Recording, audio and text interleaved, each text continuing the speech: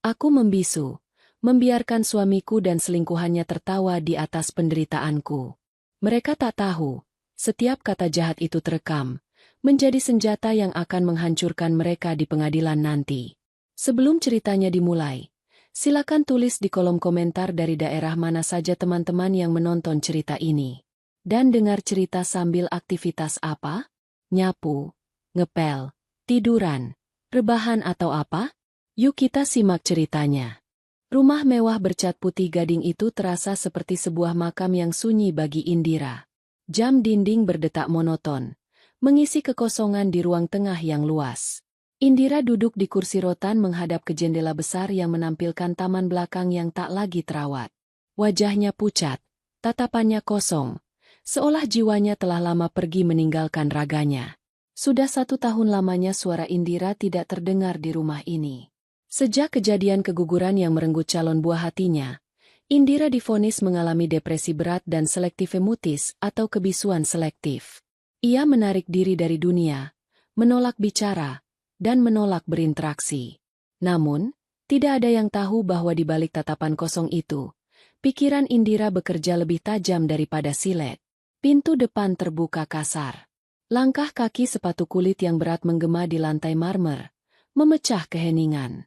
Itu Dimas, suaminya. Pria yang dulu berjanji akan menjaganya dalam sakit maupun sehat.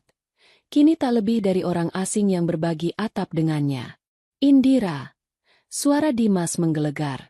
Pria itu melempar tas kerjanya ke sofa. Kau ini istri atau pajangan? Jam segini lampu depan belum dinyalakan. Apa kerjamu seharian? Cuma duduk melamun seperti orang gila. Indira tidak menoleh. Ia tetap menatap daun kering yang jatuh di taman. Tubuhnya tidak bergeming sedikit pun, seolah ia tidak mendengar teriakan suaminya. Dimas mendengus kasar, lalu berjalan mendekati Indira. Ia mencengkeram bahu istrinya yang kurus itu. Aku bicara padamu, bentak Dimas tepat di telinga Indira. Setidaknya kalau mulutmu bisu, telingamu masih berfungsi, kan? Dasar wanita tidak berguna. Kalau bukan karena kasihan, sudah kubuang kau ke panti sosial. Indira hanya berkedip pelan. Tidak ada air mata, tidak ada ekspresi ketakutan. Wajahnya datar seperti air tenang. Dimas melepaskan cengkeramannya dengan kasar hingga tubuh Indira sedikit terhuyung ke sandaran kursi. Pria itu tampak jijik menyentuh istrinya sendiri. Malam ini ada tamu. Jangan bikin malu. Masuk ke kamarmu atau duduk diam di pojok. Jangan keluar kalau tidak disuruh. Perintah Dimas sambil melonggarkan dasinya. Indira perlahan bangkit. Gerakannya lambat, seperti orang yang kehabisan tenaga. Ia berjalan menyeret kakinya menuju dapur untuk mengambil segelas air. Saat ia berada di dapur, bel pintu berbunyi. Dimas bergegas membukanya dengan semangat yang sangat berbeda dari saat ia bicara pada Indira. Hai! Sayang, akhirnya sampai juga. Suara Dimas terdengar lembut dan penuh kasih sayang. Indira menghentikan gerakannya menuang air. Telinganya menajam. Ia tahu siapa tamu itu. Seorang wanita muda dengan pakaian modis dan aroma parfum yang menyengat masuk ke dalam rumah. Itu Bella. Wanita yang diperkenalkan Dimas 6 bulan lalu sebagai sekretaris baru, yang perlu sering datang ke rumah untuk mengurus berkas lembur. Namun, orang buta pun tahu bahwa hubungan mereka lebih dari sekadar atasan dan bawahan. Rumahnya sepi banget. Mas, si bisu ada di mana? Tanya Bella tanpa rasa sungkan. Ia melepas sepatu hak tingginya dan meletakkannya sembarangan. Ada di dapur. Mungkin. Biarkan saja. Dia tidak akan mengganggu kita. Jawab Dimas sambil merangkul pinggang Bella dengan mesra. Kamu lapar? Aku sudah beli steak favorit kamu. Biar pembantu yang siapkan. Atau kita makan saja di meja makan sekarang. Si bisu bisa makan sisa nanti. Indira yang mendengar itu dari balik tembok dapur hanya menarik napas panjang tanpa suara. Ia melihat bayangan dirinya di pintu kaca oven.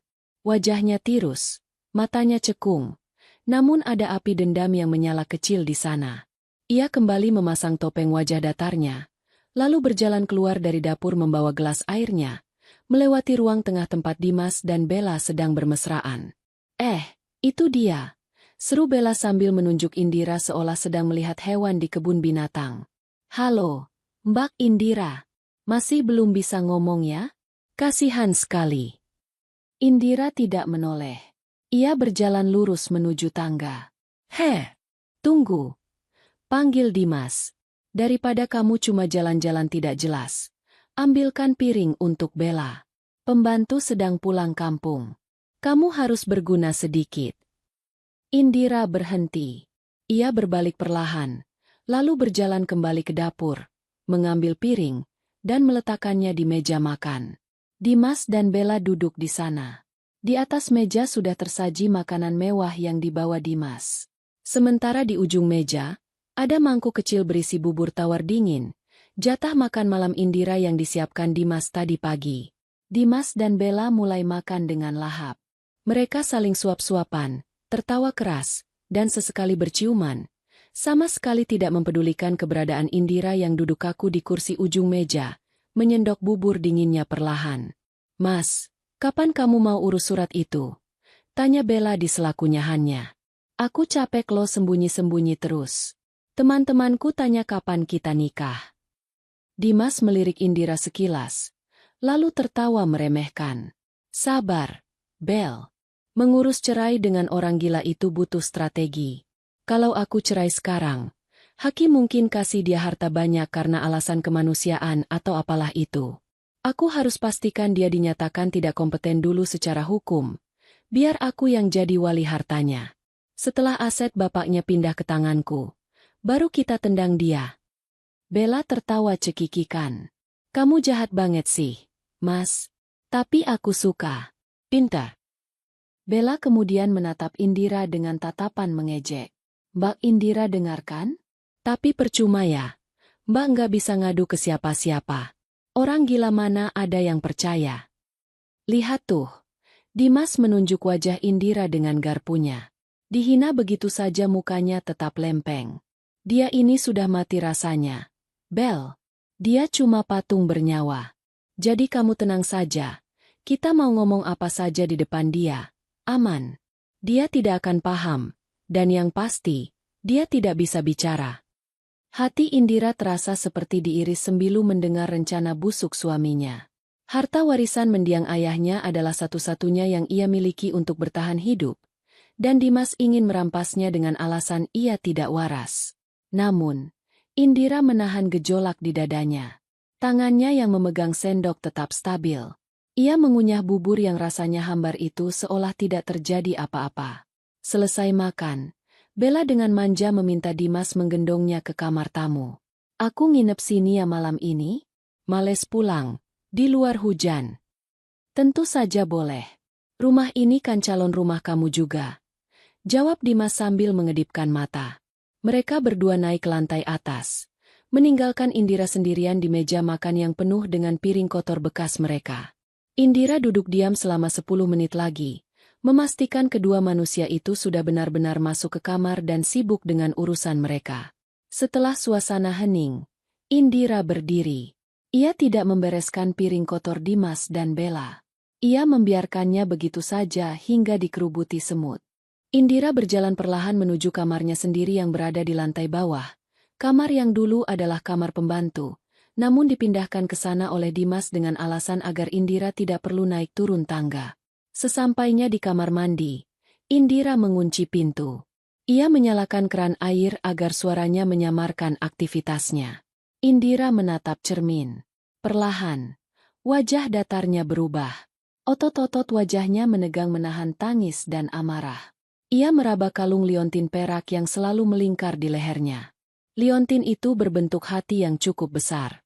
Dengan jari-jarinya yang gemetar namun cekatan, ia membuka liontin itu.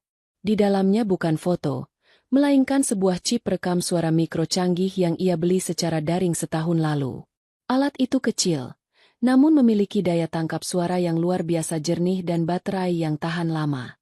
Indira menekan tombol kecil untuk mematikan rekaman, lalu menyambungkannya ke sebuah adaptor kecil yang terhubung ke ponsel rahasianya yang ia sembunyikan di dalam lubang ventilasi kamar mandi. Ia memeriksa berkas rekaman hari ini. File 0345 MP3 durasi 2 jam. Isi: hinaan Dimas, rencana penguasaan aset, pengakuan perselingkuhan, dan rencana pernikahan. Indira mendengarkan sekilas menggunakan earphone. Suara Dimas terdengar sangat jelas saat mengatakan, "Aku harus pastikan dia dinyatakan tidak kompeten dulu secara hukum, biar aku yang jadi wali hartanya." Indira tersenyum getir. Air mata menetes di pipinya. Tapi itu bukan air mata kesedihan. Itu adalah air mata kepuasan. "Bicaralah sepuas kalian," bisik Indira dengan suara yang sangat pelan. Nyaris tak terdengar, namun sangat fasih.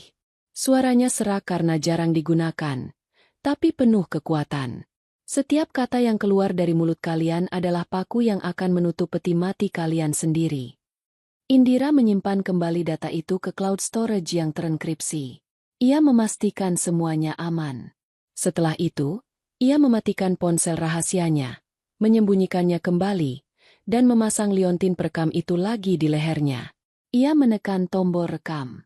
Lampu indikator kecil berkedip sekali lalu mati. Tanda perekaman mode senyap telah dimulai. Indira mematikan keran air. Wajahnya kembali datar tanpa ekspresi. Ia keluar dari kamar mandi, kembali menjadi Indira si bisu, siap untuk memancing lebih banyak bukti keesokan harinya. Pagi itu matahari bersinar terik, namun suasana di dalam rumah terasa mendung dan menyesakkan bagi Indira. Bella rupanya benar-benar menganggap rumah itu milik nenek moyangnya. Saat Indira keluar dari kamarnya dengan langkah gontai, ia melihat Bella sudah duduk santai di sofa ruang tengah sambil menonton televisi dengan volume keras. Yang membuat darah Indira mendidih adalah apa yang dikenakan wanita itu. Bella memakai kimono tidur sutra berwarna merah marun. Itu adalah kimono kesayangan Indira, hadiah ulang tahun dari mendiang ibunya yang ia simpan rapi di lemari lantai atas. Bella memakainya dengan santai sambil mengangkat kaki ke atas meja. "Pagi, Mbak Bisu," sapa Bella dengan nada ceria yang dibuat-buat. "Kimononya bagus loh, pas banget di badanku. Daripada di lemari terus berdebu, mending aku pakai, kan? Lagian Mbak Indira kan gak pernah dandan lagi." Mubazir. Indira hanya menatap kimono itu sekilas, lalu berjalan menuju dapur. Hatinya menjerit ingin merobek kimono itu dari tubuh Bella, tapi ia menahannya. "Sabar, Indira. Harta benda bisa diganti, tapi bukti hukum tidak ternilai harganya." Batinnya menguatkan diri. Di dapur, Dimas sedang membuat kopi. Ia tampak segar dan bahagia. "Oh, sudah bangun. Buatkan sarapan untuk Bella. Dia mau nasi goreng. Jangan lupa, jangan pakai cabai. Dia tidak suka pedas." Dimas memerintah Indira seolah istrinya itu adalah pelayan restoran. Tanpa membantah, Indira mengambil wajan. Ia mulai memotong bawang. Pisau di tangannya bergerak cepat dan ritmis. Ada dorongan liar untuk melemparkan pisau itu, tapi Indira mengalihkannya pada bawang merah yang ia iris tipis-tipis. Tak lama kemudian, bel pintu berbunyi lagi. Kali ini tamu yang datang membuat dada Indira semakin sesak. Itu adalah Bu Lestari, ibu kandung Dimas, mertuanya. Wanita paruh baya dengan sanggul tinggi dan perhiasan emas mencolok itu masuk dengan gaya seperti inspektur upacara. Ia langsung memeluk Dimas dan, yang mengejutkan, mencium pipi Bella dengan akrab. "Aduh, calon mantu ibu sudah bangun rupanya," kata Bu Lestari sambil mengelus lengan Bella. "Cantik sekali kamu pakai baju merah begitu. Beda sama yang satu itu, pucat kayak mayat hidup." Bu Lestari melirik sinis ke arah dapur di mana Indira sedang memasak. "Ibu, jangan keras-keras, nanti dia dengar," kata Dimas sambil tertawa kecil, meski ia tidak benar-benar peduli. "Biar saja dia dengar," seru Bu Lestari lantang, sengaja meninggikan suaranya. "Toh dia bisu, nggak bisa membela diri." "Dimas, ibu heran kenapa kamu masih pertahankan dia sih? Sudah setahun loh dia kayak orang gila begitu. Bikin malu keluarga kita saja." Tetangga-tetangga ibu sering tanya, "Mana istri Dimas kok nggak pernah kelihatan arisan?" Ibu sampai bingung cari alasan. Mereka bertiga duduk di ruang tamu. Indira yang telah selesai memasak nasi goreng, meletakkan piring itu di meja tamu, lalu hendak beranjak pergi. "Eits, jangan pergi dulu. Tahan Bu Lestari. Duduk di situ. Di bawah. Ibu mau bicara sama suamimu. Kamu harus dengar karena ini menyangkut nasibmu juga. Indira menurut. Ia duduk di karpet, persis di bawah kaki mereka, seperti seorang hamba sahaya di hadapan majikan. Posisi ini sangat strategis bagi Indira, karena liontin di lehernya akan menangkap suara mereka dengan sangat jelas dari jarak sedekat ini. Jadi begini, Dim. Bu Lestari memulai pembicaraan serius. Ibu kemarin sudah tanya-tanya sama kenalan notaris. Soal tanah warisan bapaknya Indira yang di pusat kota itu. Harganya lagi naik gila-gilaan. Kalau dijual, bisa buat beli rumah baru di kawasan elit dan modal kamu buka cabang usaha baru. Masalahnya sertifikatnya masih atas nama dia, Bu. Keluh Dimas sambil menunjuk Indira dengan dagunya. Dan dia nggak bisa diajak komunikasi buat tanda tangan pelepasan hak. Makanya kamu harus cepat urus surat keterangan sakit jiwanya. Desak Bu Lestari tidak sabar.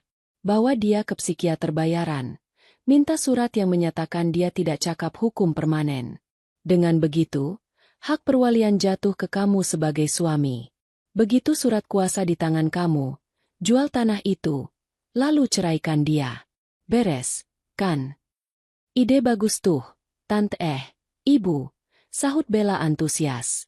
Kalau tanah itu laku, kita bisa pesta pernikahan mewah di Bali ya, Mas? Pasti dong, sayang. Jawab Dimas sambil mengelus rambut Bella. Dengar itu Indira? Kamu itu sebenarnya cuma beban. Tapi untungnya kamu punya warisan yang bisa menebus ketidakgunaanmu itu. Jadi anggap saja hartamu itu bayaran karena aku sudah mau menampungmu selama setahun ini. Indira menundukkan kepalanya dalam-dalam. Rambutnya menutupi wajahnya. Ia tidak sedang menangis. Ia sedang tersenyum miring yang sangat tipis. Rencana penggelapan aset dan persekongkolan jahat. Kena kalian, batin Indira. Rekaman ini akan sangat mematikan bagi karir Dimas dan reputasi Bu Lestari. Tiba-tiba, Bella yang sedang meminum kopi panasnya, sengaja memiringkan cangkirnya tepat di atas tangan Indira yang bertumpu di lantai. UPS. Seru Bella pura-pura kaget. Cairan kopi panas berwarna hitam pekat itu tumpah menyiram punggung tangan Indira. Kulit putih Indira seketika memerah melepuh. Rasa perih yang menyengat langsung menjalar ke seluruh sarafnya. Secara refleks, tubuh manusia normal akan berteriak atau melompat kaget. Namun, Indira sudah melatih dirinya selama berbulan-bulan untuk menahan rasa sakit. Ia tahu ini adalah ujian. Bella sedang memancingnya. Jika ia berteriak, sandiwaranya akan terbongkar sebelum waktunya. Indira hanya menarik tangannya perlahan, menggigit bibir bawahnya kuat-kuat hingga hampir berdarah. Namun tidak ada suara yang keluar dari tenggorokannya. Wajahnya meringis sedikit, tapi ia segera mengendalikannya menjadi datar kembali. Ia mengusap tangan yang melepuh itu dengan ujung bajunya yang lusuh. Ya ampun, maaf ya, kata Bella dengan nada mengejek yang sangat kentara. Licin banget cangkirnya. Tapi kok diam saja sih? Nggak sakit ya? Wah, hebat ya orang gila. Sarafnya sudah putus mungkin. Hahaha, benar juga. Timpal Bu Lestari tertawa. Kulit badak dia itu. Sudah, jangan dipedulikan. Dimas, panggil pembantu, lupa. Nggak ada pembantu. Indira, bersihkan tumpahan kopi di karpet ini. Itu karpet mahal. Jangan sampai bernoda. Alih-alih mengkhawatirkan tangan menantunya yang melepuh, Bu Lestari lebih cemas pada karpetnya. Indira bangkit perlahan. Tangan kanannya yang tersiram air panas gemetar hebat karena rasa sakit yang membakar. Ia berjalan ke belakang untuk mengambil lepel. Di dapur, ia menyempatkan diri menyiram tangannya dengan air dingin dari keran selama beberapa detik untuk meredakan panas, lalu mengoleskan sedikit salep luka bakar yang ia sembunyikan di laci bumbu. Sambil mengepel tumpahan kopi di bawah kaki mereka yang masih tertawa-tawa membahas rencana pernikahan, Indira bersumpah dalam hati. Nikmatilah tawa kalian hari ini. Karena sebentar lagi, kalian akan menangis darah. Rekaman hari ini sudah lebih dari cukup untuk membuktikan kekejaman mental dan fisik yang mereka lakukan. Tapi Indira tahu, ia butuh satu pukulan telak lagi. Ia butuh bukti rencana kriminal yang lebih berat agar mereka tidak hanya miskin, tapi juga membusuk di penjara. Dan ia punya firasat. Rencana itu akan segera mereka diskusikan. Dimas, kata Bu Lestari tiba-tiba. Suaranya memelan. Soal obat depresinya Indira. Kamu masih kasih dosis yang sama? Indira yang sedang memeras kain pel, menajamkan pendengarannya. Ini dia. Masih, Bu. Kenapa? Ibu punya kenalan apoteker yang bisa racik obat khusus, bisik Bu Lestari. Namun masih tertangkap jelas oleh alat perekam Indira. Obat yang kalau diminum terus-menerus, bisa bikin ginjal rusak pelan-pelan atau bikin orang tidur terus dan gak bangun-bangun. Biar prosesnya lebih cepat, ngerti kan maksud ibu? Jantung Indira berdegup kencang. Ini bukan lagi sekadar perselingkuhan atau perebutan harta. Ini adalah rencana pembunuhan berencana. Langit di luar jendela sudah gelap gulita. Namun ruang tengah rumah itu terang benderang oleh lampu kristal yang menyala penuh. Di atas meja kopi yang terbuat dari kaca tebal, berserakan majalah pernikahan, brosur catering, dan contoh undangan mewah dengan tinta emas.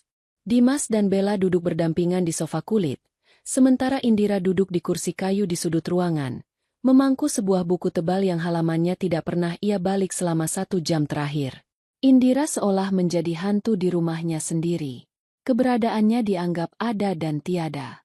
Dimas dan Bella tidak merasa perlu mengecilkan suara atau berbisik, karena bagi mereka, Indira hanyalah seonggok daging bernyawa yang tidak memiliki pemahaman. Sayang, lihat ini. Seru Bella antusias sambil menunjuk sebuah foto pelaminan bergaya Eropa di majalah. Dekorasinya penuh bunga mawar putih impor. Aku mau yang seperti ini. Kesannya elegan dan mahal. Nanti gaun pengantinku harus berekor panjang, minimal 5 meter. Dimas mengangguk-angguk sambil memijit kalkulator di ponselnya. Wajahnya tampak serius menghitung angka-angka yang berderet panjang. Bisa diatur, jawab Dimas santai.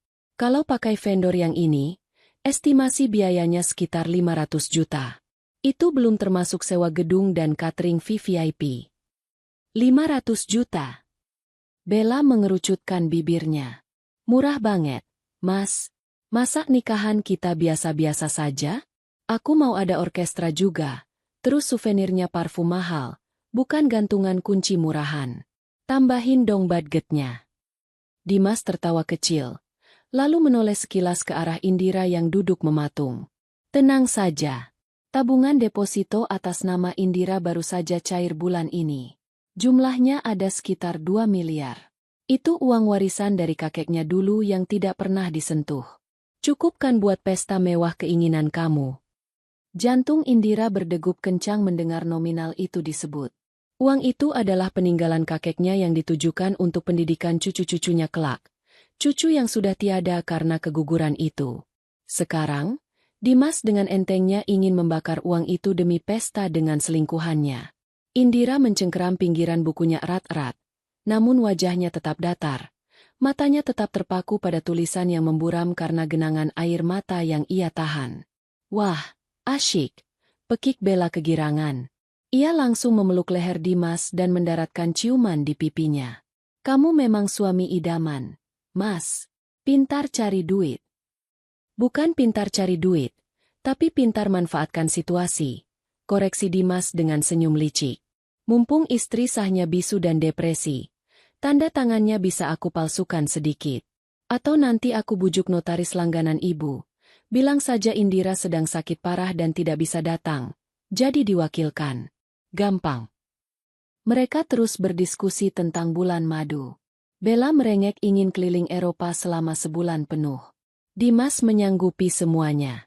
Setiap kata yang keluar dari mulut mereka adalah penghinaan bagi harga diri Indira, dan pencurian terang-terangan terhadap hak miliknya. Jam menunjukkan pukul 11 malam ketika Bella akhirnya menguap. Aku ngantuk. Mas, tidur yuk. Ajak Bella manja. Ayo, kamu duluan naik. Aku kunci pintu dulu. Jawab Dimas.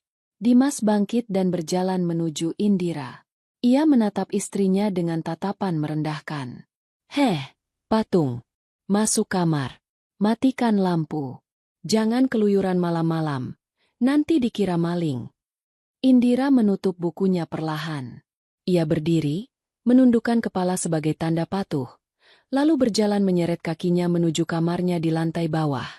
Dimas mendengus puas melihat kepatuhan itu, lalu mematikan lampu ruang tengah dan naik ke lantai atas menyusul Bella. Indira masuk ke kamarnya dan mengunci pintu. Namun, ia tidak tidur. Ia menunggu. 1 jam berlalu. Rumah sudah sunyi senyap. Hanya terdengar suara dengkuran halus dari lantai atas.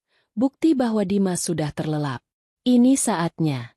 Indira membuka lemari bajunya. Di bagian paling belakang, di balik tumpukan baju daster lusuh yang biasa ia pakai sehari-hari, tersimpan sebuah tas ransel hitam kecil yang sudah ia siapkan. Ia mengganti bajunya dengan jaket hoodie hitam dan celana jeans gelap. Ia memakai topi untuk menutupi sebagian wajahnya.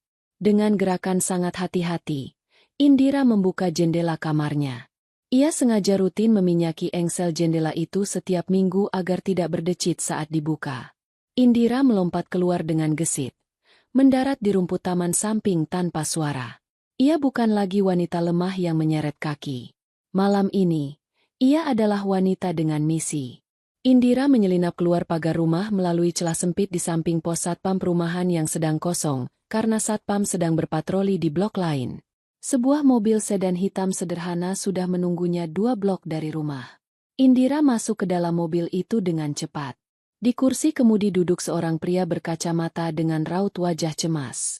Itu Farel, pengacara sekaligus sahabat masa kecilnya. Indira, kamu nekat sekali, kata Farel begitu Indira menutup pintu mobil. Kalau Dimas bangun dan tahu kamu tidak ada, tamat riwayatmu. Indira membuka topinya.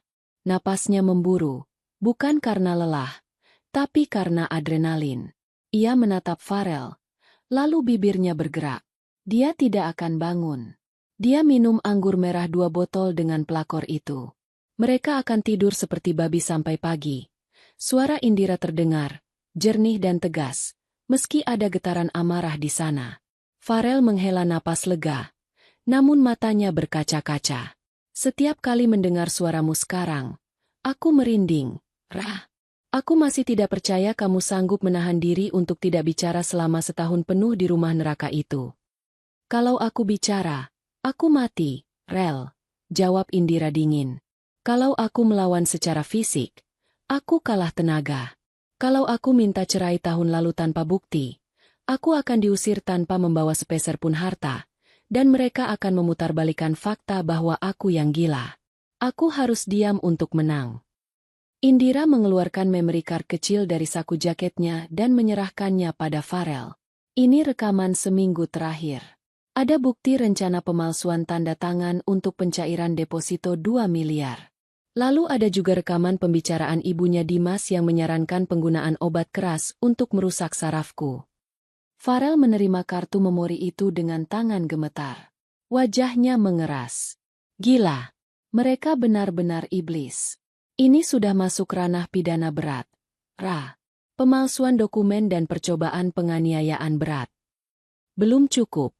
Potong Indira cepat. Aku butuh yang lebih telak. Mereka baru sekadar wacana soal obat itu. Aku butuh rekaman di mana mereka benar-benar merencanakan eksekusinya. Aku butuh bukti niat membunuh yang konkret supaya mereka tidak bisa lolos dengan alasan, cuma bercanda, di pengadilan nanti. Tapi itu bahaya buat nyawamu, Indira. Farel memprotes. Suaranya naik 1 oktav. Kalau kamu menunggu sampai mereka benar-benar mau meracunimu, bisa-bisa kamu tidak selamat. Kita laporkan sekarang saja dengan bukti yang ada. Tidak. Tolak Indira keras kepala. Kalau sekarang, Dimas masih bisa menyewa pengacara mahal dan berkelit. Dia bisa bilang itu cuma obrolan ngawur ibunya. Aku mau mereka membusuk di penjara seumur hidup. Rel. Bukan cuma 1-2 tahun. Aku mau harta Gonogini jatuh 100% ke tanganku sebagai kompensasi. Hukum kita butuh bukti yang tidak terbantahkan. Indira menatap Farel dengan tatapan memohon namun tegas. Beri aku waktu 1 minggu lagi. Aku merasa mereka sudah tidak sabar. Pernikahan impian mereka butuh dana besar. Dan dana itu ada di tanganku. Mereka pasti akan mencari jalan pintas segera. Farel menatap sahabatnya itu dengan rasa kagum sekaligus ngeri.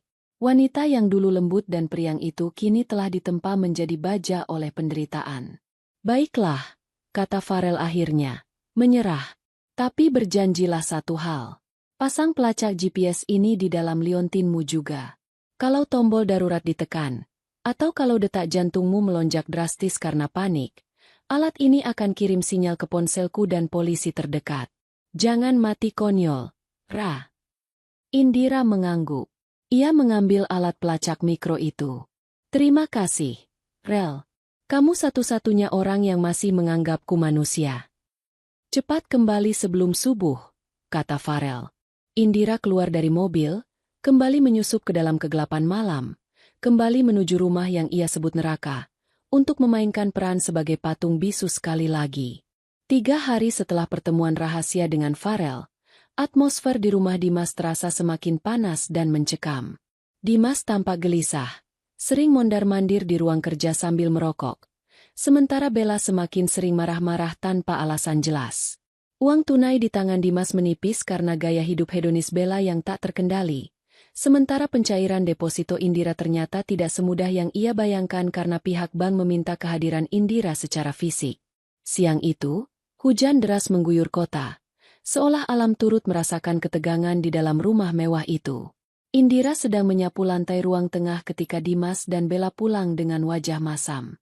Mereka baru saja dari bank, dan sepertinya hasilnya tidak memuaskan. Dasar bank sialan, maki Dimas sambil menendang pintu hingga terbanting keras. Sudah kubilang istriku sakit parah, tidak bisa jalan. Masih saja mereka minta surat kuasa notaris terbaru atau minta orangnya datang langsung. Birokrasi sampah. Bella melempar tas mahalnya ke sofa dengan kasar. Terus gimana dong, Mas? Vendor dekorasi sudah minta uang muka 50% besok. Kalau telat bayar, tanggal cantik kita diambil orang lain. Aku nggak mau tahu, pokoknya harus jadi. Indira terus menyapu dengan gerakan lambat dan konstan, seolah tidak peduli dengan amukan mereka. Namun, telinganya terpasang awas. Ia perlahan bergerak mendekat ke arah sofa, pura-pura membersihkan debu di kolong meja agar bisa merekam suara mereka lebih jelas. Masalahnya bukan cuma uang muka, Bel, kata Dimas frustrasi, mengacak-acak rambutnya. Kalau Indira masih hidup maksudku, masih ada di status hukum sebagai istri sah, kita tidak akan pernah leluasa. Sekalipun kita bisa palsukan tanda tangan, resikonya besar kalau suatu saat dia sembuh atau ada keluarganya yang curiga. Ya makanya jangan sampai dia sembuh, seru Bella tajam. Matanya berkilat jahat menatap punggung Indira yang sedang membungkuk. Malah kalau bisa, dia pergi saja sekalian. Mas, kamu ingat saran ibumu waktu itu? Soal obat.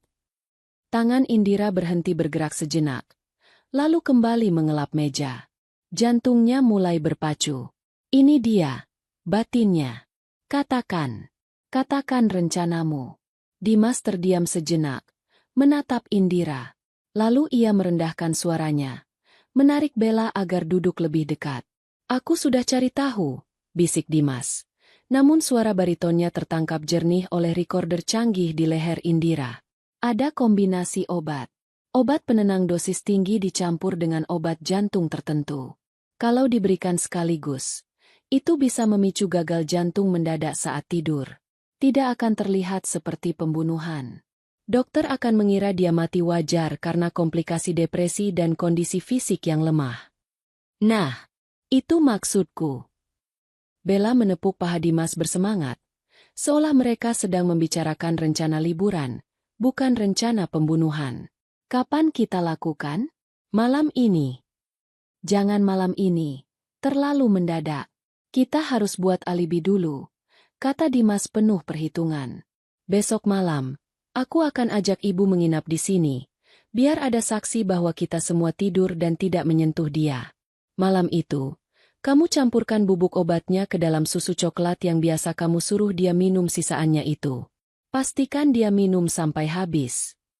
Terus kalau dia mati, tanya Bella. Kita nangis-nangis sedikit, panggil ambulans, tapi pastikan sudah telat. Nanti aku akan menolak otopsi dengan alasan agama dan kasihan jenazah. Begitu dia dikubur, sertifikat kematian keluar. Sebagai suami, aku pewaris tunggal otomatis karena tidak ada anak. 2 miliar deposito, tanah di pusat kota, rumah ini, semuanya jadi milik kita mutlak. Tidak ada lagi si bisu yang jadi benalu. Darah Indira terasa dingin, membeku di dalam venanya. Kakinya lemas, tapi ia memaksakan diri untuk tetap berdiri. Mereka benar-benar akan melakukannya. Mereka akan membunuhnya besok malam demi uang. Rasa takut yang luar biasa sempat menyergap Indira. Bayangan dirinya terbujur kaku dengan mulut berbusa terlintas di benaknya. Tapi rasa takut itu dengan cepat tergantikan oleh kemarahan yang membara. Kemarahan yang jauh lebih besar dari sebelumnya. Mereka bukan manusia. Mereka adalah monster. Bagus, kata Bella sambil tersenyum puas. Aku sudah muak lihat muka datarnya itu. Hidup juga nggak ada gunanya. Cuma ngabisin oksigen. Anggap saja kita membantu dia mengakhiri penderitaannya. Indira selesai mengelap meja. Ia berdiri tegak, memunggungi mereka. Ia berjalan menuju dapur untuk meletakkan lap kotor. Di sana, di balik tembok yang aman, Indira menyentuh liontinnya. Rekaman itu sudah tersimpan. Bukti emas. The Golden Evidence. Rekaman ini berisi niat, metode, racun obat, motif, harta, dan perencanaan waktu, besok malam. Tidak ada hakim di dunia ini yang bisa menyangkal bukti sekuat ini. Malam itu, Indira tidak bisa tidur. Ia tahu ia tidak boleh berada di rumah ini besok malam. Jika ia minum susu itu, ia mati. Jika ia menolak minum, mereka mungkin akan memaksanya dengan kekerasan karena sudah kepalang basah. Indira mengambil ponsel rahasianya.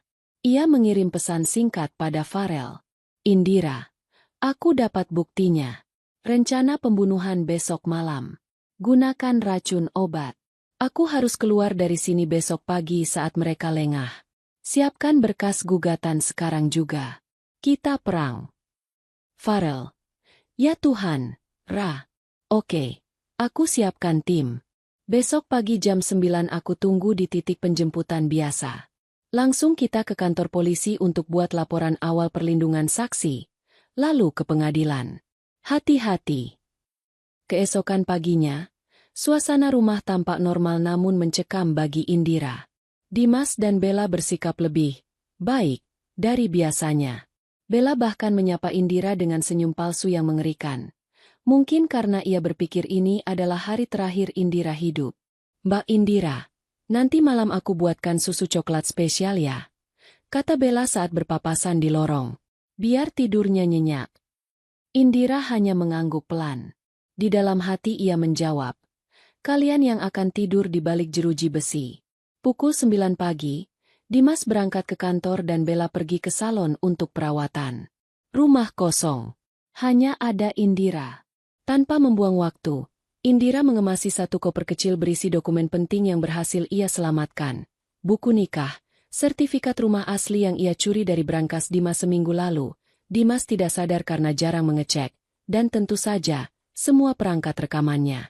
Indira melangkah keluar dari pintu utama rumah itu untuk terakhir kalinya sebagai korban. Ia memandang rumah megah itu sekilas. Tidak ada rasa sedih. Yang ada hanya rasa lega. Ia berjalan tegak menuju gerbang kompleks. Di sana, mobil Farel sudah menunggu. Sudah siap? Tanya Farel saat Indira masuk. Wajah Indira tampak pucat tapi matanya menyala garang. Sangat siap, jawab Indira. Suaranya bukan lagi bisikan. Suaranya lantang dan penuh keyakinan. Ayo kita buat mereka menyesal pernah dilahirkan. Indira menyerahkan liontin itu pada Farel. Jaga ini nyawaku. Isinya akan mengirim mereka ke neraka dunia sebelum neraka akhirat. Mobil melaju membelah jalanan Jakarta. Perang telah dimulai. Dan kali ini, sang istri bisu memegang kendali penuh atas permainan. Malam yang seharusnya menjadi malam eksekusi bagi Indira berubah menjadi malam penuh kebingungan dan amarah bagi Dimas. Rencana jahat yang telah disusun rapi, mencampurkan obat keras ke dalam minuman susu coklat Indira, berantakan bahkan sebelum dimulai. Saat Dimas pulang dari kantor dengan hati berdebar menunggu momen kematian istrinya, ia justru disambut oleh keheningan yang berbeda. Rumah itu kosong. Tidak ada sosok Indira yang biasanya duduk melamun di sudut ruangan. Tidak ada suara langkah kaki yang diseret. Kamar Indira di lantai bawah kosong melompong.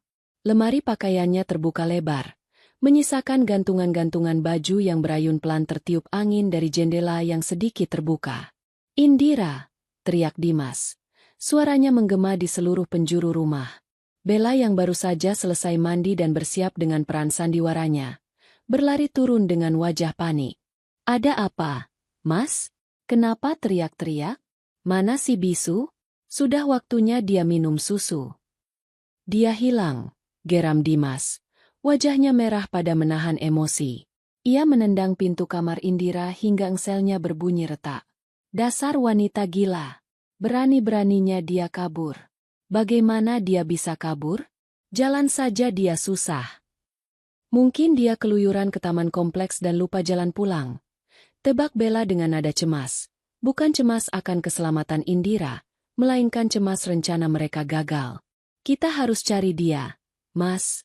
Kalau dia mati di jalanan atau ditemukan orang lain dalam keadaan linglung, bisa gawat. Nanti orang-orang curiga kita menelantarkan dia." Dimas mengacak-acak rambutnya frustrasi. Ia baru saja hendak mengambil kunci mobil untuk mencari Indira, ketika bel pintu rumah berbunyi nyaring. Dimas dan Bella saling pandang. Siapa yang bertamu malam-malam begini? Apakah polisi yang menemukan mayat Indira? Atau tetangga yang menemukan Indira pingsan? Dimas mengatur napasnya, mencoba memasang wajah cemas layaknya suami yang kehilangan istri, lalu berjalan membuka pintu.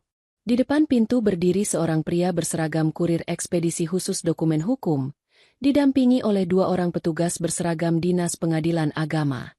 Wajah mereka serius dan formal. "Selamat malam.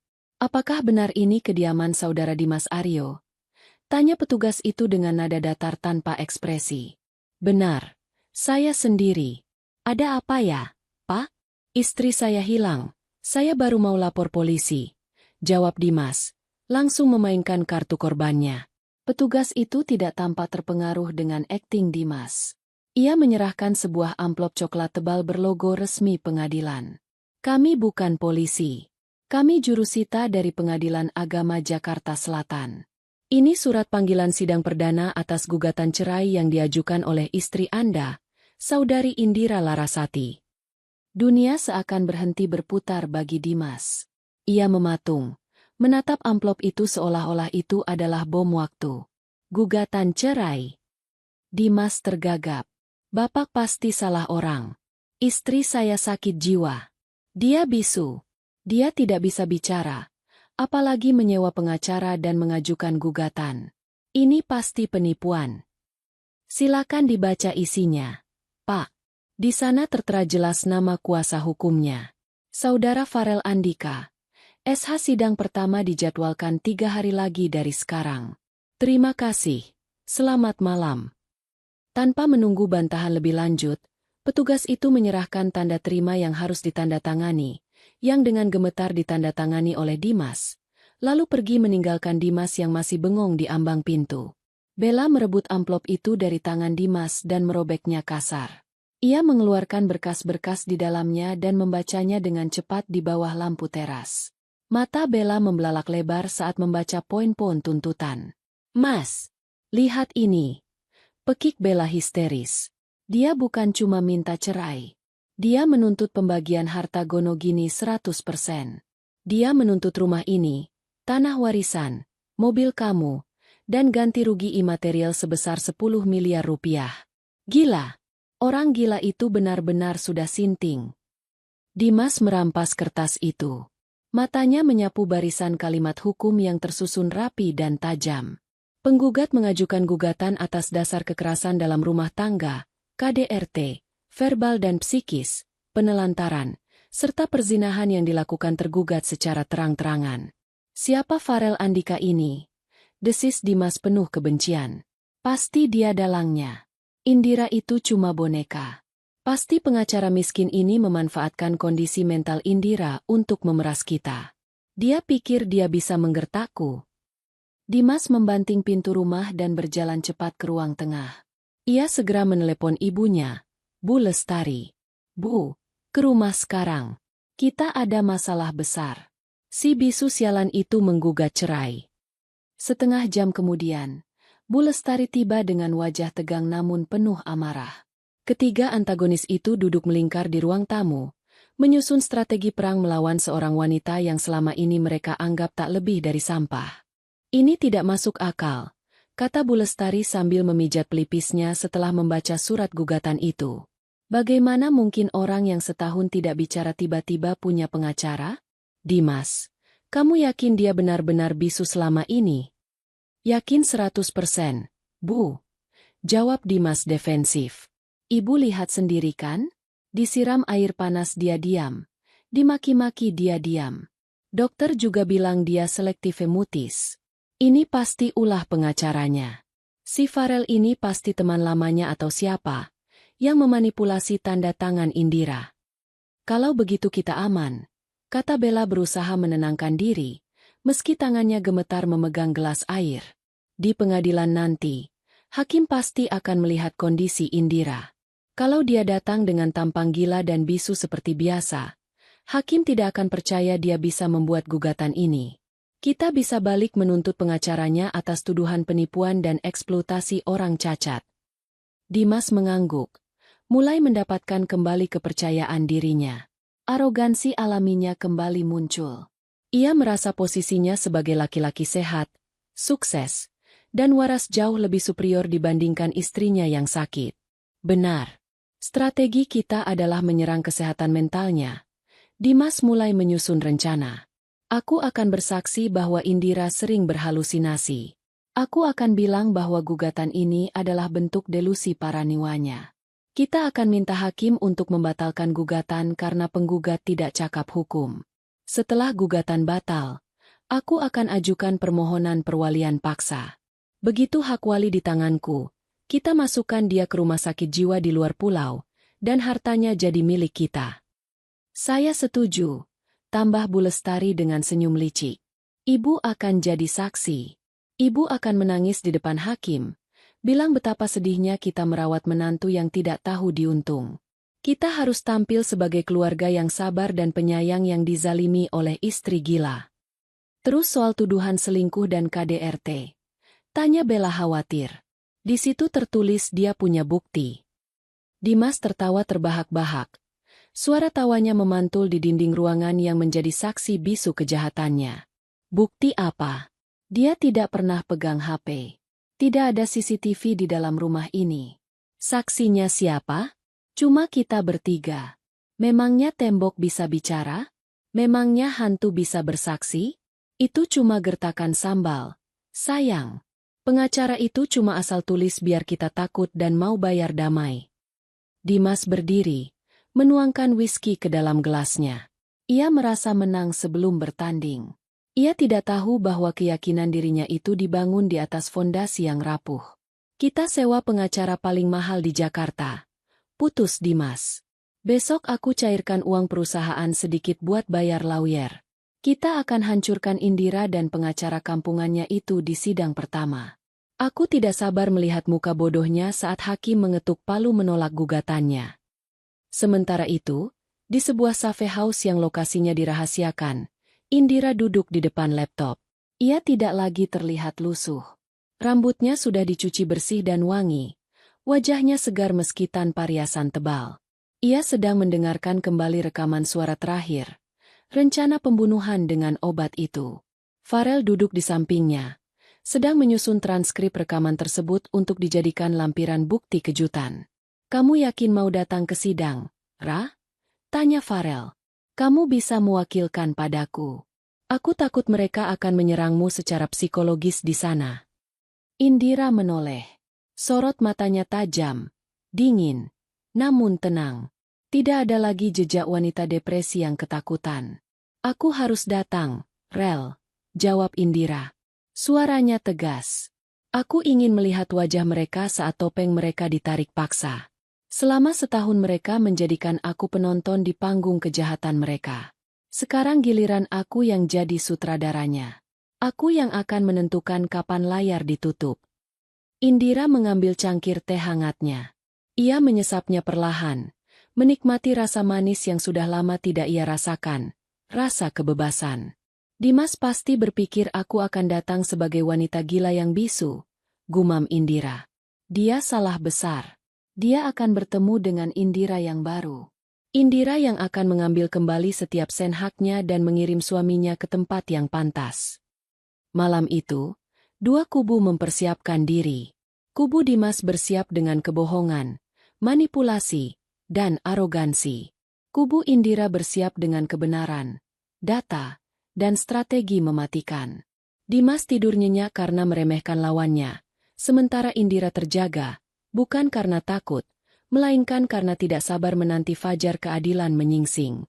Di luar, hujan turun semakin deras, seolah mencuci bumi dari kotoran, mempersiapkan hari yang cerah untuk kebenaran yang akan terungkap. Hari persidangan tiba. Gedung Pengadilan Agama Jakarta Selatan tampak ramai seperti biasa. Orang-orang dengan berbagai masalah rumah tangga lalu lalang dengan wajah murung, marah, atau lelah. Namun, bagi Dimas, hari ini adalah panggung pertunjukan. Dimas datang dengan penampilan sempurna. Ia mengenakan kemeja batik lengan panjang sutra yang harganya jutaan rupiah, celana bahan hitam licin, dan sepatu yang mengkilap. Rambutnya ditata rapi. Kacamata minus bertengger di hidungnya untuk memberikan kesan intelektual dan alim. Di sampingnya, Bu Lestari mengenakan gamis putih dan kerudung panjang, berakting total sebagai ibu yang salehah dan menderita. Bella tidak masuk ruang sidang sebagai pihak berperkara, namun ia duduk di barisan kursi pengunjung paling belakang, mengenakan masker dan kacamata hitam untuk menyamarkan identitas, ingin menyaksikan kehancuran Indira secara langsung. "Ingat, Bu," bisik Dimas sebelum mereka masuk. "Kunci kita adalah Indira gila, kita korban. Jangan terpancing emosi. Tenang saja, Dim. Ibu ini ratu drama kalau perlu," bisik Bu Lestari sambil mengusap sudut matanya dengan tisu, meski tidak ada air mata di sana. Mereka masuk ruang sidang dan duduk di kursi tergugat. Pengacara mahal sewaan Dimas, Bapak Hartono, sudah duduk di sana dengan tumpukan berkas yang tebal. Wajahnya percaya diri.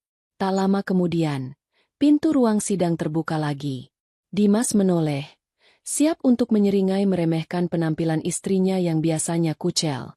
Namun, seringai itu mati di bibirnya. Rahangnya mengeras.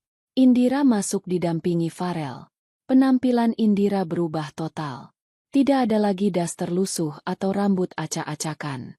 Indira mengenakan setelan blazer dan celana panjang berwarna biru tua yang pas di badan, menunjukkan postur tubuhnya yang ternyata tegap dan anggun.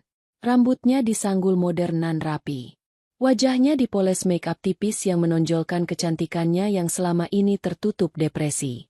Ia berjalan dengan kepala tegak, tatapannya lurus ke depan, melewati Dimas tanpa menoleh sedikit pun, seolah Dimas adalah debu yang tak kasat mata. "Itu Indira?"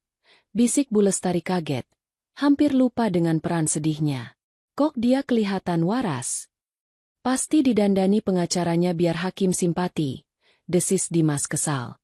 "Tenang saja, begitu hakim tanya dan dia bisu, hancur sudah pencitraannya." Majelis hakim memasuki ruangan. Hakim ketua, seorang pria parubaya dengan wibawa tinggi, mengetuk palu membuka sidang. Proses mediasi dinyatakan gagal karena pihak penggugat, Indira, menolak berdamai secara tegas melalui pengacaranya. Sidang langsung masuk ke pokok perkara. Hakim ketua memandang Dimas. "Saudara tergugat, apakah benar tuduhan penggugat bahwa Anda melakukan penelantaran, kekerasan verbal, dan memiliki hubungan gelap dengan wanita lain?" Pengacara Dimas, Pak Hartono, berdiri. "Keberatan, Yang Mulia. Tuduhan itu fitnah keji. Klien saya, Saudara Dimas, adalah suami yang sangat sabar. Istrinya, Saudari Indira, menderita gangguan jiwa berat dan selektif mutis selama setahun. Klien saya yang merawatnya, memberinya makan, dan menampungnya. Bagaimana mungkin orang yang merawat orang sakit dituduh menelantarkan? Dimas kemudian dipersilakan bicara. Dengan suara yang dibuat bergetar menahan tangis, ia memulai sandiwaranya. Yang mulia hakim, kata Dimas sambil menunduk. Saya mencintai istri saya. Tapi sejak dia sakit, dia berubah. Dia sering mengamuk tanpa suara, memecahkan barang, dan menolak melayani saya sebagai suami. Saya bertahan karena kasihan. Soal wanita lain, itu tidak benar. Bella adalah asisten saya yang sering membantu mengurus Indira ketika saya kerja. Istri saya mungkin cemburu buta karena halusinasinya sendiri. Hakim mengangguk-angguk mencatat. Ada saksi. Bu Lestari maju ke kursi saksi. Setelah disumpah, ia mulai menangis. Kali ini air matanya keluar sungguhan berkat kemampuan akting yang terlatih. Saya saksinya, Pak Hakim. Anak saya Dimas itu malaikat. Tiap hari dia suapin istrinya bubur. Dia mandikan. Tapi Indira itu tidak tahu terima kasih. Dia malah sering melotot seram ke kami. Dia itu bisu, tapi hatinya keras. Saya sedih melihat anak saya difitnah begini. Ruang sidang hening. Pengunjung tampak bersimpati pada cerita Dimas dan ibunya. Cerita tentang suami setia yang merawat istri gila memang selalu menyentuh hati. Dimas melirik ke arah Farel dan Indira dengan senyum kemenangan tipis. Skakmat, pikirnya. Baik, kata hakim ketua, lalu menoleh ke meja penggugat. Saudara kuasa hukum penggugat, apakah ada tanggapan atau bukti untuk menyanggah kesaksian tergugat? Farel berdiri tenang. Ia merapikan jasnya. Terima kasih, Yang Mulia. Apa yang disampaikan tergugat dan saksinya adalah sebuah cerita dongeng yang sangat indah. Namun sayang, ini ruang pengadilan, bukan panggung teater. Kami tidak akan membantah dengan kata-kata kosong, tapi dengan fakta. Farel mengambil sebuah flash disk dan menyerahkannya kepada Panitera untuk disambungkan ke pengeras suara ruang sidang. Klien saya, Saudari Indira, memang memilih diam selama setahun. Tapi bukan karena dia gila. Dia diam untuk merekam setiap detik kejahatan yang terjadi di rumah itu. Berikut adalah bukti rekaman suara tertanggal 15 Agustus, 20 September, dan yang terbaru 2 hari yang lalu. Dimas mengerutkan kening. Rekaman? Sejak kapan dia merekam? Farel menekan tombol play. Suara noise statis terdengar sebentar. Lalu muncullah suara yang sangat dikenal oleh semua orang di ruangan itu. Suara Dimas. Jernih, tajam, dan penuh arogansi. Bukan suara suami malaikat yang barusan didengar hakim. Indira, kau ini istri atau pajangan? Dasar wanita tidak berguna. Kalau bukan karena kasihan, sudah kubuang kau ke panti sosial. Rekaman bab 1. Wajah Dimas memucat seketika. Bu Lestari berhenti menangis dan mulutnya ternganga. Rekaman berlanjut. Kali ini suara Bella dan Dimas yang sedang tertawa. Mas, kapan kamu mau urus surat itu? Aku capek sembunyi-sembunyi. Sabar, Bel. Aku harus pastikan dia dinyatakan tidak kompeten dulu secara hukum. Begitu aset bapaknya pindah ke tanganku, baru kita tendang dia. Suasana ruang sidang berubah drastis. Hakim yang tadinya bersimpati kini menatap Dimas dengan tatapan tajam dan dingin. Pengunjung mulai berbisik-bisik ribut. Keringat dingin sebesar biji jagung mulai mengalir di pelipis Dimas. Tangannya mencengkeram pegangan kursi hingga putih. Ini rekayasa. Suara ai. Teriak Dimas panik. Berdiri dari kursinya. Itu palsu. Duduk. Bentak hakim ketua dengan suara menggelegar. Biarkan bukti diputar sampai selesai. Farel memutar rekaman terakhir. The Golden Evidence. Suara Dimas terdengar berbisik. Namun jelas. Ada kombinasi obat bisa memicu gagal jantung mendadak saat tidur. Tidak akan terlihat seperti pembunuhan. Suara Bella menimpali. Kapan kita lakukan? Malam ini. Suara Dimas lagi. Besok malam, kamu campurkan bubuk obatnya ke dalam susu coklat. Begitu dia dikubur, sertifikat kematian keluar. 2 miliar deposito jadi milik kita mutlak. Keheningan yang mencekam menyelimuti ruang sidang. Lebih sunyi daripada kuburan. Rencana pembunuhan berencana yang didorong oleh motif harta. Ini bukan lagi sengketa perceraian. Ini adalah bukti tindak pidana berat. Bu Lestari lemas di kursinya. Wajahnya seputih kertas. Bella di kursi belakang gemetar hebat. Ingin kabur tapi kakinya terasa dipaku ke lantai. Dimas merasa lehernya tercekik. Ia tidak bisa bernapas. Bagaimana bisa? Dari mana dia merekam semua itu? Liontin itu. Dimas tiba-tiba teringat kalung murah yang selalu dipakai Indira. Hakim ketua menatap Dimas dengan tatapan yang bisa membunuh. Saudara tergugat. Apakah Anda masih mau bilang ini rekayasa? Suara Anda sangat khas. Dan detail rencana pembunuhan ini sangat spesifik. Dimas gagap. Tidak bisa mengeluarkan satu kata pun. Lidahnya keluh. Hakim kemudian beralih menatap Indira. Saudari penggugat. Apakah benar Anda merekam ini semua? Indira berdiri perlahan. Ini adalah momen yang ia tunggu. Momen di mana ia mematahkan label, bisu, yang disematkan padanya. Ia menatap Hakim. Lalu memutar badannya menghadap Dimas. Tatapan mereka bertemu.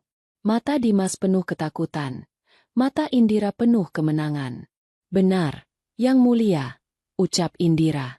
Suaranya keluar dengan lantang, jernih, dan penuh wibawa. Suara yang sudah setahun tidak didengar oleh Dimas. Gemas suaranya membuat bulu kuduk Dimas meremang. Saya merekam semuanya, lanjut Indira. Matanya tak lepas dari wajah suaminya yang hancur. Selama 1 tahun, saya menjadi hantu di rumah saya sendiri. Saya makan makanan sisa. Saya disiram air panas.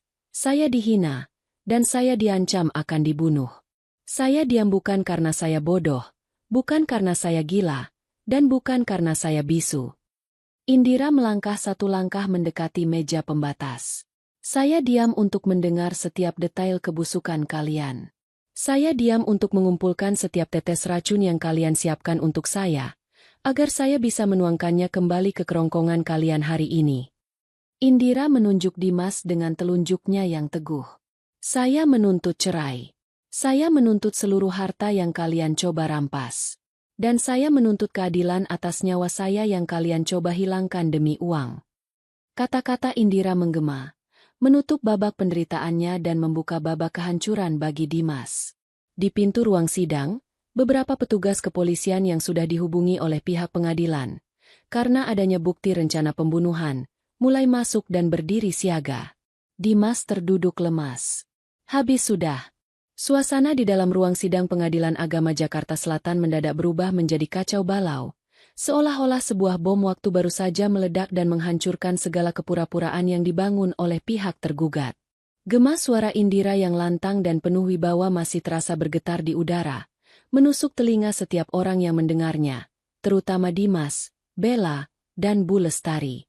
Dimas masih terduduk di kursinya dengan wajah pucat pasi, seakan darah di seluruh tubuhnya telah disedot habis. Matanya menatap nanar ke arah Indira. Sosok yang selama setahun ini ia anggap sebagai benda mati, sebagai sampah yang bisa ia tendang sesuka hati. Kini, sosok itu berdiri tegak menjulang di hadapannya, berubah menjadi raksasa yang siap menginjaknya hingga hancur. Mulut Dimas bergerak-gerak seperti ikan yang kehabisan oksigen, berusaha merangkai kata sangkalan, namun suaranya tercekat di tenggorokan. Bukti rekaman itu terlalu nyata. Suara dirinya yang merencanakan pembunuhan dengan racun obat terdengar begitu jelas, begitu kejam, dan begitu tak terbantahkan. Hakim ketua mengetuk palu 3 kali dengan keras untuk menenangkan keriuhan yang mulai terjadi di bangku pengunjung. Harap tenang. Sidang belum ditutup. Seru hakim ketua dengan nada tegas yang membuat nyali siapapun menciut. Hakim ketua kemudian menatap tajam ke arah Dimas dan pengacaranya, Pak Hartono.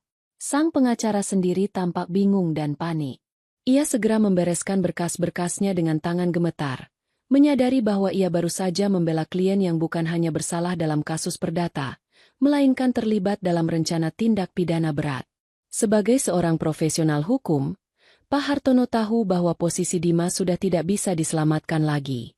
Bukti elektronik yang valid mengenai rencana pembunuhan adalah akhir dari segalanya. Saudara tergugat. Suara hakim ketua terdengar dingin dan menusuk. Bukti yang baru saja diperdengarkan bukan sekadar bukti perselingkuhan atau penelantaran istri. Itu adalah bukti adanya mens rea atau niat jahat untuk menghilangkan nyawa seseorang secara berencana. Pengadilan ini memang ranah perdata untuk perceraian. Namun kami tidak bisa menutup mata terhadap indikasi tindak pidana murni yang terjadi di hadapan kami. Tiba-tiba, pintu samping ruang sidang terbuka lebar. 4 orang petugas kepolisian berseragam lengkap, didampingi oleh 2 orang reserse berpakaian preman, melangkah masuk dengan tegap. Rupanya, Farel dan tim hukumnya telah berkoordinasi dengan pihak kepolisian sesaat setelah mendapatkan rekaman Golden Evidence tersebut, dan meminta kepolisian bersiaga untuk melakukan penangkapan tangkap tangan begitu bukti dibuka di muka umum. Melihat polisi masuk, kepanikan Dimas mencapai puncaknya. Ia melompat berdiri dari kursinya, menunjuk-nunjuk ke arah Indira dengan jari gemetar. "Ini jebakan.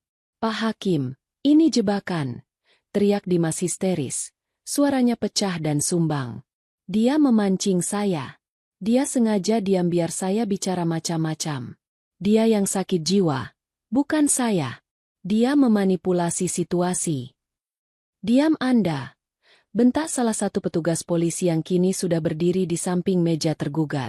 "Saudara Dimas Aryo, Anda kami tangkap atas dugaan percobaan pembunuhan berencana dan kekerasan dalam rumah tangga. Anda berhak diam, namun segala perkataan Anda mulai detik ini akan dicatat sebagai bukti tambahan." Bunyi klik dari borgol besi yang mengunci kedua pergelangan tangan Dimas terdengar sangat nyaring di ruangan yang hening itu. Suara itu adalah suara kekalahan mutlak. Dimas memberontak, meronta-ronta seperti binatang liar yang terperangkap.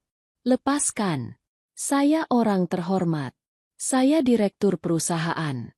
Lepaskan saya!" Dimas berteriak. Matanya melotot liar mencari pertolongan. Ia menoleh ke arah ibunya. "Ibu, tolong Dimas, Bu." Bilang sama mereka Dimas anak baik. Namun, Bu Lestari tidak bisa menolong. Wanita paruh baya itu sudah ambruk di kursinya. Pingsan karena syok berat melihat putra kebanggaannya diborgol seperti kriminal kelas 3. Wajah angkuh yang tadi ia pamerkan saat memberikan kesaksian palsu kini lenyap tak berbekas. Sementara itu, di barisan belakang, Bella mencoba memanfaatkan kekacauan itu untuk melarikan diri. Dengan wajah tertutup masker dan kacamata hitam, ia mengendap-endap menuju pintu keluar. Jantungnya berdegup kencang. Keringat dingin membasahi punggungnya. Ia tidak mau ikut terseret. Ia hanya ingin uang Dimas, bukan penjara. "Tahan wanita berbaju merah di pintu keluar itu!" teriak Farel lantang sambil menunjuk ke arah Bella. 2 petugas polisi wanita yang berjaga di dekat pintu langsung sigap menahan Bella. Bella menjerit kaget saat lengannya dicengkeram kuat. "Lepaskan! Saya tidak ada hubungannya. Saya cuma penonton!" jerit Bella, mencoba melepaskan diri. Kacamata hitam dan maskernya terlepas dalam pergulatan itu, menampilkan wajahnya yang ketakutan. "Saudari Bella, Anda juga terekam dalam percakapan rencana pembunuhan tersebut. Anda berperan aktif dalam merencanakan metode peracunan. Anda ikut kami," kata polisi wanita itu dengan tegas. "Bukan aku. Itu ide Dimas." Bella berteriak, langsung mengkhianati kekasihnya demi menyelamatkan diri sendiri. Ia menunjuk Dimas yang sedang diseret polisi. "Dia yang menyuruhku. Dia yang cari obatnya. Aku cuma disuruh." "Mas Dimas, bilang sama mereka aku nggak salah." Dimas yang mendengar pengkhianatan Bella menatap wanita itu dengan tatapan benci. "Dasar wanita jalang. Kamu yang mengusulkan racun itu biar kita bisa nikah cepat. Kamu yang serakah. Kamu yang pembunuh," balas Bella. Kedua pasangan yang kemarin masih saling memanggil sayang dan merencanakan pernikahan mewah di Eropa itu, kini saling melolong, saling menyalahkan, dan saling membuka aib di depan umum saat digelandang keluar oleh polisi. Pemandangan itu begitu menyedihkan sekaligus memuaskan bagi siapa saja yang melihatnya. Drama cinta mereka hancur berkeping-keping di hadapan hukum. Di tengah kekacauan itu, Indira tetap berdiri tenang di tempatnya. Ia tidak tersenyum, tidak tertawa, dan tidak menangis. Wajahnya dingin, memancarkan aura kekuatan yang luar biasa. Ia menatap punggung Dimas dan Bella yang semakin menjauh di bawah polisi. Sebelum Dimas benar-benar keluar dari pintu, ia sempat menoleh ke belakang, menatap Indira untuk terakhir kalinya. Tatapannya penuh dengan penyesalan, ketakutan, dan pertanyaan besar. Bagaimana bisa wanita yang ia anggap lemah ini menghancurkannya dalam satu pukulan? Indira membalas tatapan itu. Ia melangkah maju sedikit, mendekati pagar pembatas, dan berbicara dengan suara yang cukup keras untuk didengar oleh Dimas sebelum pintu tertutup. "Kau bertanya kenapa aku diam, Dimas?" ucap Indira lantang. "Karena orang bodoh sepertimu tidak akan pernah mendengarkan peringatan. Kalian hanya akan berhenti jika dihancurkan. Dan hari ini, aku pastikan kau hancur sampai ke akar-akarnya." Pintu ruang sidang tertutup. Dimas dan Bella lenyap dari pandangan, menuju mobil tahanan yang akan membawa mereka ke masa depan yang kelam. Suasana di ruang sidang perlahan mulai tenang kembali, meski ketegangan masih tersisa. Hakim ketua menghela napas panjang, menggelengkan kepalanya melihat drama tragis manusia yang baru saja terjadi. Ia kemudian kembali fokus pada Indira. "Saudari penggugat," kata hakim dengan nada yang jauh lebih lembut dan hormat. "Mengingat tergugat telah ditangkap oleh pihak berwajib dan bukti-bukti yang Anda sampaikan sangat kuat dan tidak terbantahkan, pengadilan ini tidak memerlukan waktu lebih lama untuk mengambil keputusan. Apakah ada hal lain yang ingin Anda sampaikan sebelum kami bermusyawarah untuk putusan?" Indira mengangguk hormat. Ia menghapus setitik air mata yang akhirnya jatuh di pipinya. Air mata kelegaan. "Ada, Yang Mulia," kata Indira. Suaranya sedikit bergetar, namun tetap tegas. "Saya ingin menyampaikan bahwa gugatan saya bukan semata-mata soal harta.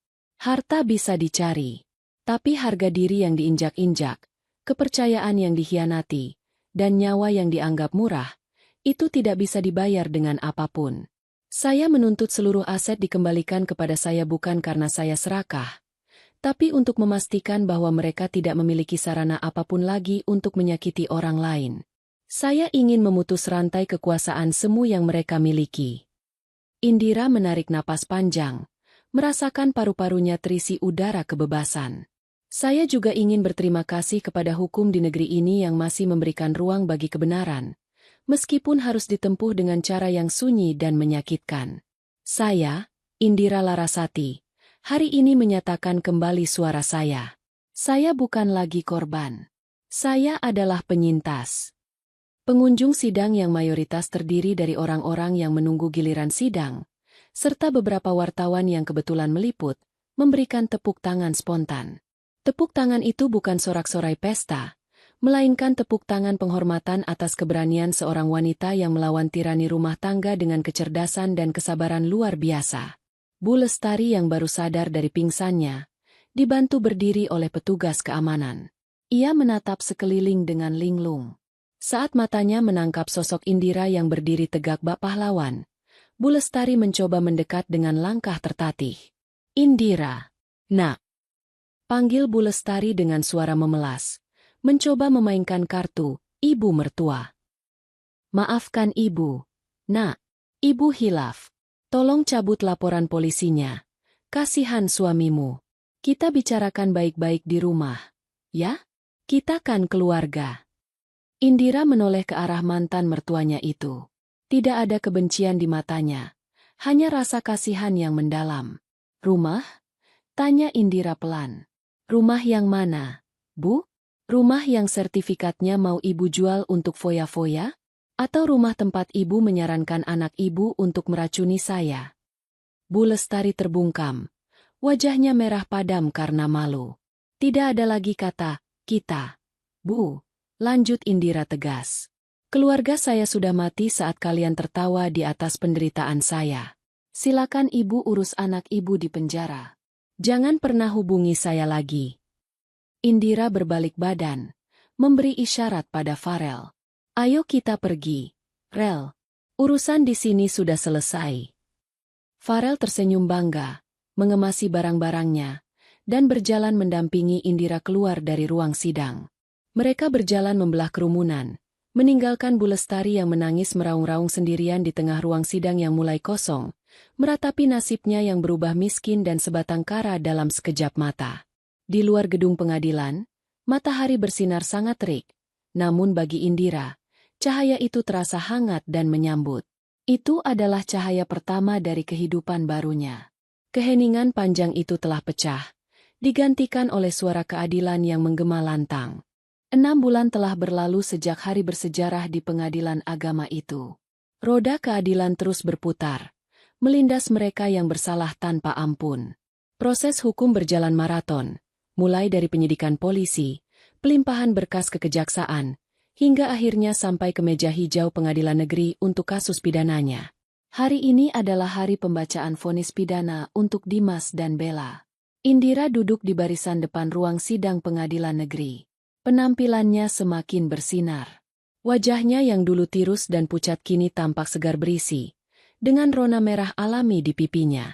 Ia mengenakan kemeja putih bersih, melambangkan hati dan lembaran hidupnya yang baru.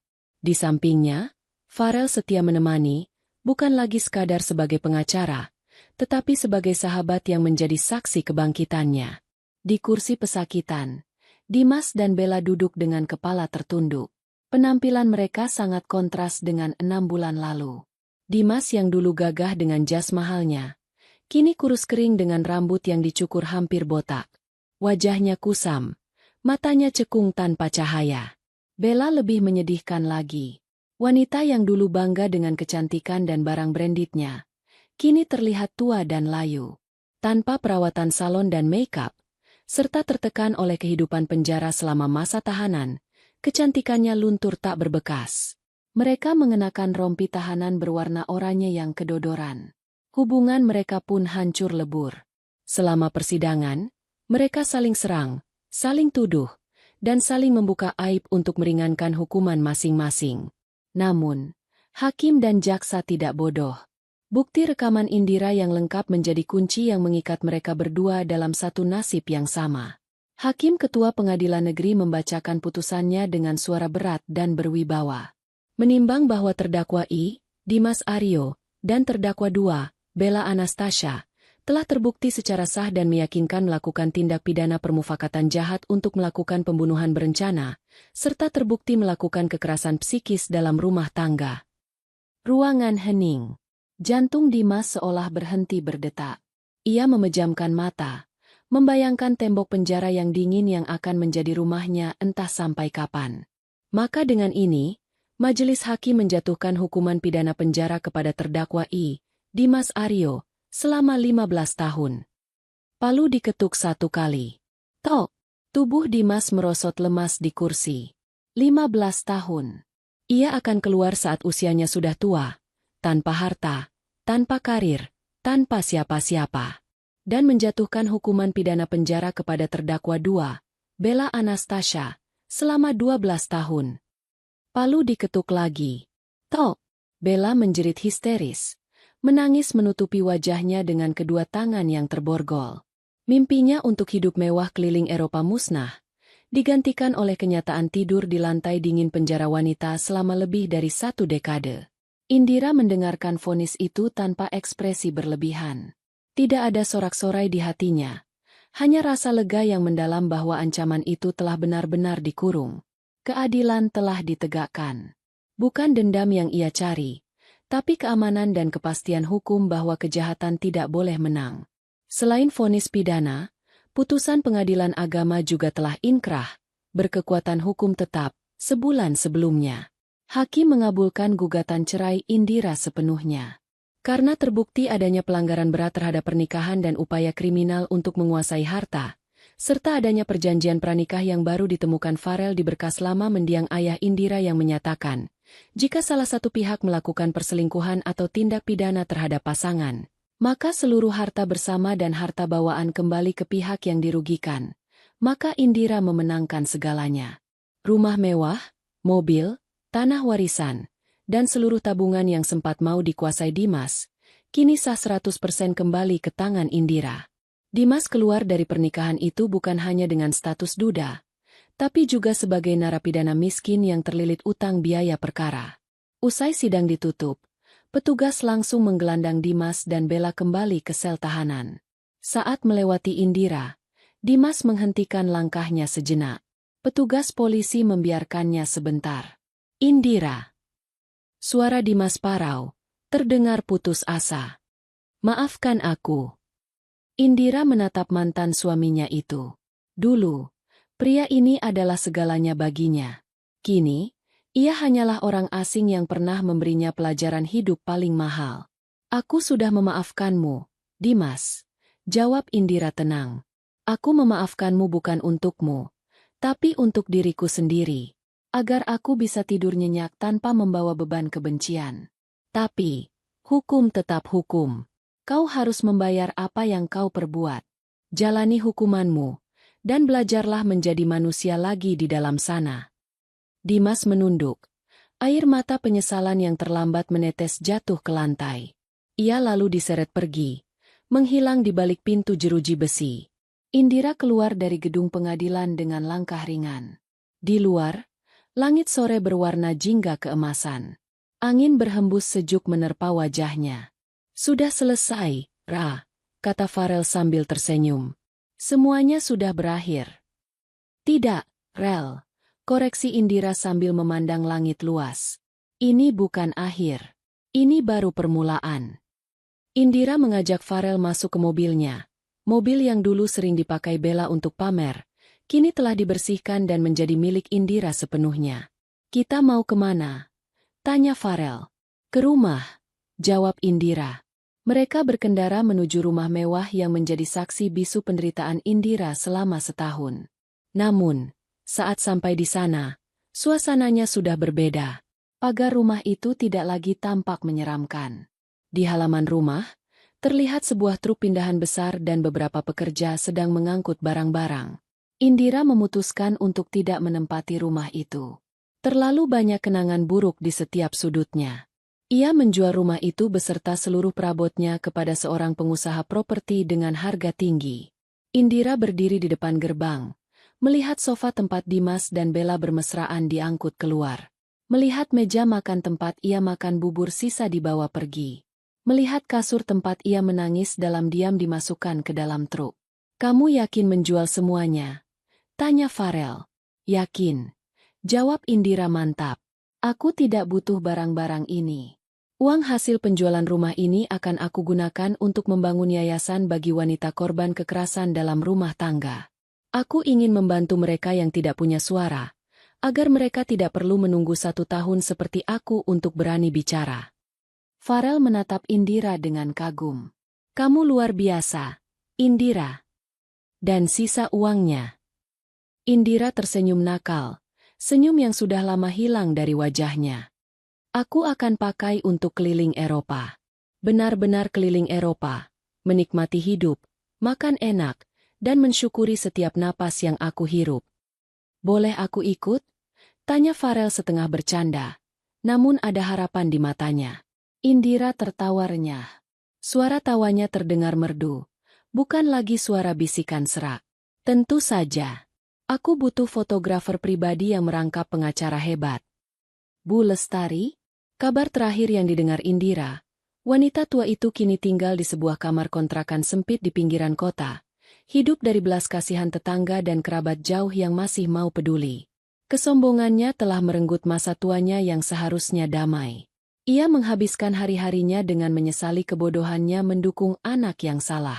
Indira menutup gerbang rumah itu untuk terakhir kalinya. Ia menyerahkan kunci kepada pemilik baru. Ia tidak menoleh ke belakang lagi. Di depannya, jalanan terbentang luas. Masa lalu yang kelam, kebisuan yang menyiksa, dan pengkhianatan yang menyakitkan. Semuanya telah ia tinggalkan di belakang sebagai puing-puing sejarah. Indira masuk ke dalam mobil baru yang ia beli dengan uangnya sendiri. Ia menyalakan mesin, memutar musik kesukaannya dengan volume keras, dan ikut bernyanyi. Aku bebas, gumamnya pada diri sendiri di sela nyanyiannya. Aku hidup, dan suaraku adalah kekuatanku. Mobil itu melaju menembus senja, membawa Indira menuju masa depan yang cerah, di mana tidak ada lagi yang bisa memaksanya untuk diam. Sang istri yang dulu pura-pura bisu kini memiliki suara paling lantang di dunia. Suara kebahagiaan dan kemerdekaan. Tamat.